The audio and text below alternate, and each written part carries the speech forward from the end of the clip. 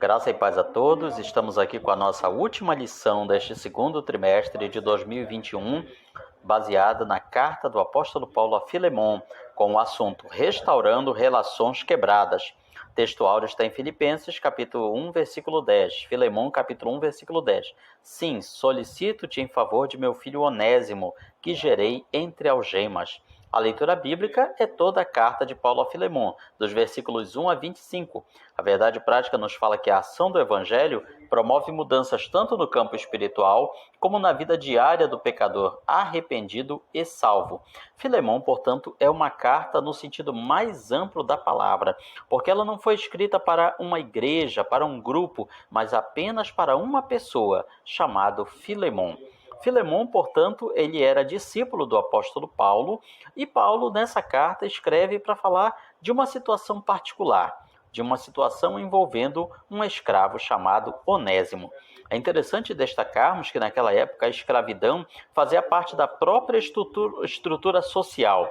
É interessante também nós vermos que em momento algum Paulo está dizendo algo do tipo temos que abolir a escravidão, temos que acabar com toda forma de escravidão. Pelo contrário, o Evangelho ele não foi de colisão ao Instituto da Escravatura naquela época, mas ele procurou amenizar aquela situação e aos poucos o Evangelho foi ganhando todas aquelas situações. O primeiro tópico fala: cultive bom relacionamento. É um conselho que realmente todos nós deveríamos seguir. Aqui, como em todos os seus escritos, Paulo se qualifica como autor e deixa claro o destinatário, que é Filemon. Diferente de outras obras, Filemon não trata de teor teológico, escatológico, profético, mas, apesar de ser uma carta pessoal, fala sobre um assunto que é muito importante na vida cristã. Paulo começa se identificando como prisioneiro de Jesus Cristo, e o irmão Timóteo estava junto com Paulo. Ao amado Filemon, também nosso colaborador. A palavra aqui mostra colaboração no sentido de que Filemon era uma pessoa que, tendo sido ganha para Cristo, colaborava ativamente com o Evangelho. A Bíblia pouco fala sobre ele. Sabe-se que ele possivelmente morava na cidade de Colossos, porque Onésimo é citado em Colossenses 4, versículo 9. Sabe-se também que era proprietário de escravos, que na época de Paulo era uma profissão comum, era uma prática que havia no Império Romano de todos os lados, em todas as regiões. E quando Paulo trata de Filemon, ele faz questão de ressaltar essa condição de colaborador. Era aquele irmão coração na obra. Acredita-se que Filemon teria se convertido através da pregação de Paulo e desde então passava a colaborar com o serviço do Evangelho. Ele tinha tanto amor pela obra que, além de ajudar o ministério de Paulo, também hospedava uma igreja em sua casa. Sim, na casa de Filemon havia uma célula missionária. Naquela época a igreja não tinha tantos templos quanto tem hoje. Nem todos os lugares permitiam que os crentes construíssem salões de reunião, de oração, igrejas, templos. Então o mais comum era que eles se reunissem em algumas casas. E a casa de Filemon era uma dessas. Por isso o apóstolo escreve não apenas a Filemon, mas também a irmã Áfia e a Arquipo, nosso companheiro de lutas. Talvez Áfia fosse esposa de Filemon e Arquipo seu filho, mas não temos elementos suficientes para ter certeza sobre isso.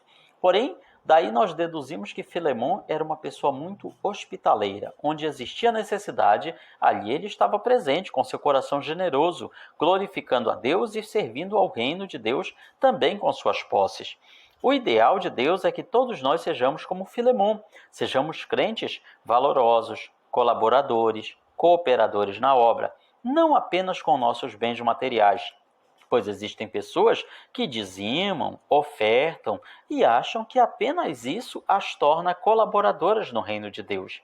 Porém, além dos nossos recursos materiais, financeiros, há muito mais que nós podemos fazer pela nossa igreja local. As necessidades são muitas, são infinitas, e não podemos apenas colocar isso na costa do líder, do pastor, do presbítero, da liderança daquela congregação local. Cada crente deve se envolver nesse trabalho e ser um colaborador na obra de todas as formas que puder.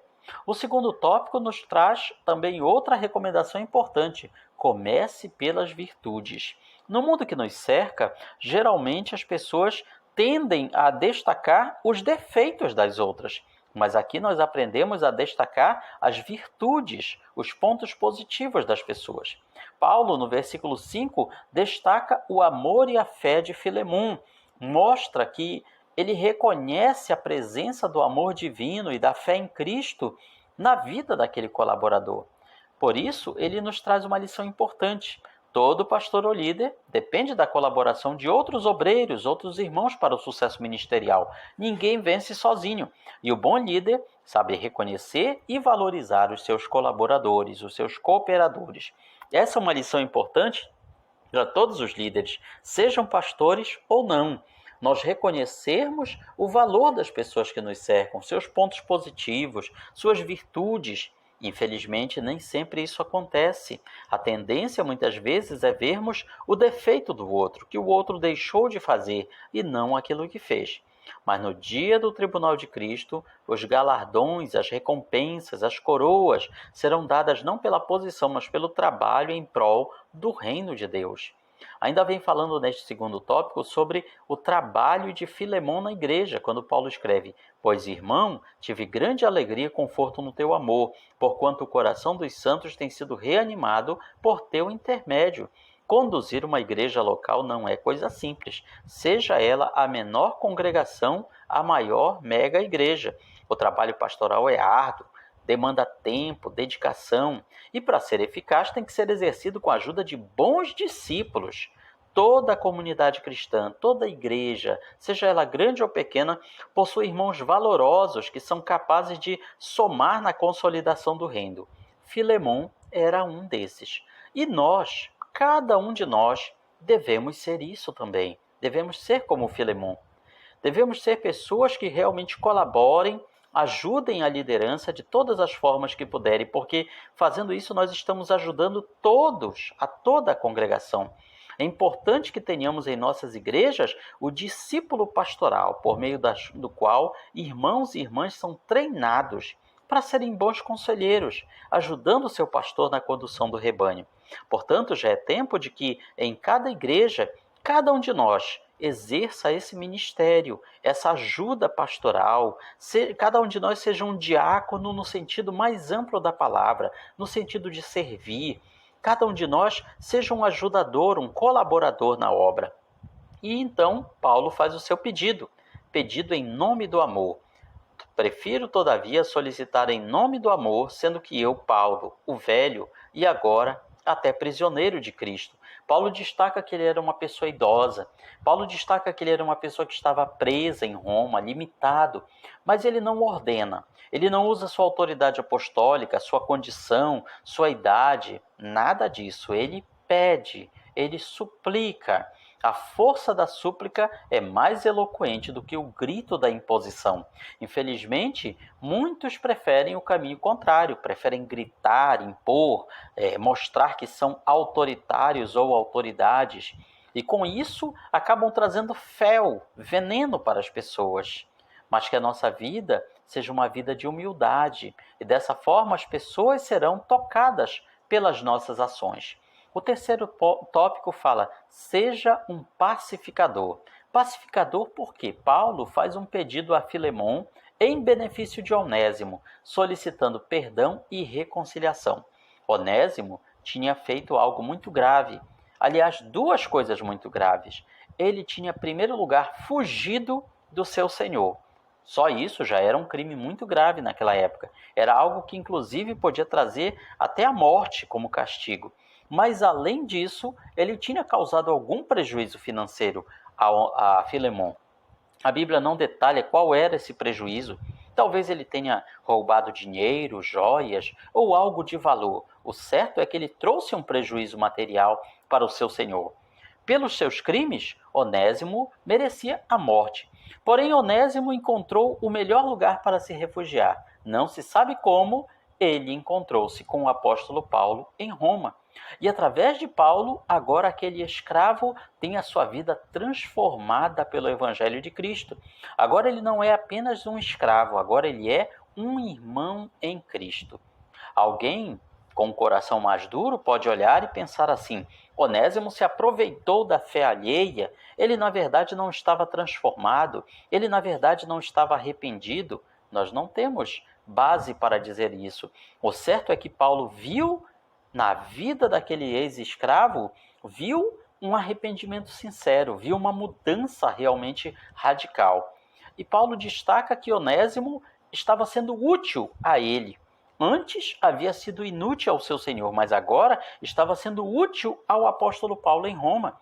Paulo destaca que ele gostaria de conservar Onésimo junto a ele, porque estava sendo útil a Paulo ali em Roma. Não sabemos que tipo de trabalho Onésimo estava fazendo para Paulo. Quem sabe, sendo aquela ponte entre o apóstolo que estava preso em Roma e a igreja ali naquele local. Não sabemos. O certo é que Paulo estava dizendo: Onésimo é como se fosse meu braço direito. É uma pessoa que está me ajudando muito. Eu gostaria que ele permanecesse aqui comigo. Mas se eu apenas te pedisse isso, eu sei que você iria me atender, Filemon, mas não seria de uma forma completa. Então eu estou mandando ele de volta. Nós damos a entender que esta carta foi levada pelo próprio Onésimo. Imagine a reação de Filemon quando Onésimo chega ali com esta carta, dizendo: leia esta carta. E nós vemos ali o pedido de Paulo para que ele perdoe, para que Filemão perdoe o seu escravo fujão, o seu escravo que tenha lhe dado algum prejuízo, porque agora ele volta não como um escravo, mas como um irmão em Cristo. Não é fácil perdoar, não é fácil reconciliar. As pessoas no mundo que nos cerca, elas tendem a fazer divisões e contendas pelos menores detalhes e às vezes até pelos grandes também. Existem pessoas que magoam umas às outras de uma forma terrível, de várias maneiras, às vezes com palavras ou com ações. São muitas maneiras que as pessoas têm, às vezes, de deixar marcas terríveis na vida das outras. Nem sempre é fácil perdoar o que o outro fez. Principalmente quando muitas vezes a pessoa nos arranca lágrimas, tira uma parte do nosso patrimônio, nos fere, nos traz complexos e traumas. Não é fácil. Mas o apóstolo Paulo nos dá uma lição de perdão. Filemon nos traz essa lição de perdão. É claro que Onésimo não merecia aquele perdão. Ele havia fugido do seu Senhor, havia causado um prejuízo. Então nós aprendemos que o perdão, ele não é algo merecido.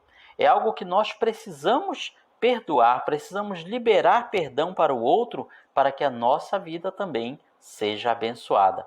Paulo deseja que Filemon receba Onésimo não como um escravo que ele era, mas como um irmão em Cristo.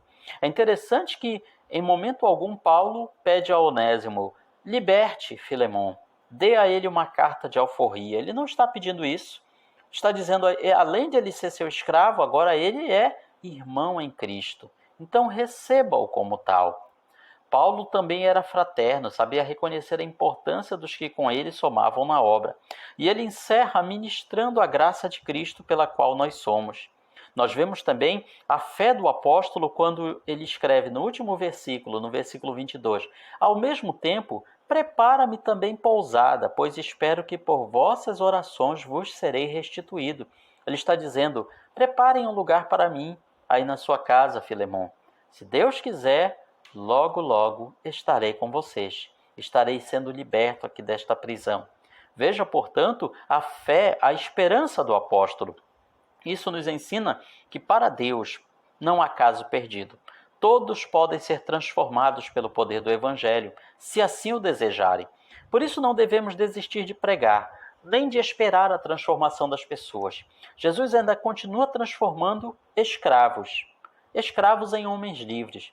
Alguém poderá dizer: mas hoje nós não temos mais escravidão no Brasil. Mas nós temos pessoas que são escravos dos vícios, escravos da maldade, escravos de corações duros, escravos do pecado. Mas Deus ainda pode libertar essas pessoas, pode transformá-las em pessoas livres em Cristo, pois o Evangelho é isso, é mudança de vida, é transformação, e a transformação precisa de perdão. A aplicação pessoal nos fala que quando alcançados e transformados pelo Evangelho de Cristo, podemos passar a vivê-lo de forma plena, valorizando mais pessoas que coisas e sendo mais aquilo que se possui. Assim, sempre atuando como pacificadores de relacionamentos e fazer avançar o reino de Deus. Com isso, nós chegamos ao final de mais um trimestre e que no próximo domingo, na próxima lição, também nós possamos continuar sendo alunos assíduos da Escola Bíblica Dominical. Deus abençoe a nossa vida, em nome do Senhor Jesus. Esta é a nossa escola, escola dominical. Esta é a nossa escola, uma escola sem igual. Uma escola sem igual, que faz bem a toda a gente. Quem não vem a essa escola, com certeza está doente. Com certeza está doente, ou estava trabalhando. Quem trabalha no domingo, o Senhor está roubando. O Senhor está roubando. O que chega atrasado, o seu nome fica ausente. Ele fica envergonhado. Ele fica envergonhado por não saber a lição. O professor faz a pergunta, ele diz eu não sei não. Ele diz eu não sei não. O professor vai ensinar. Ele senta no seu banco e começa a cochilar. E começa a cochilar.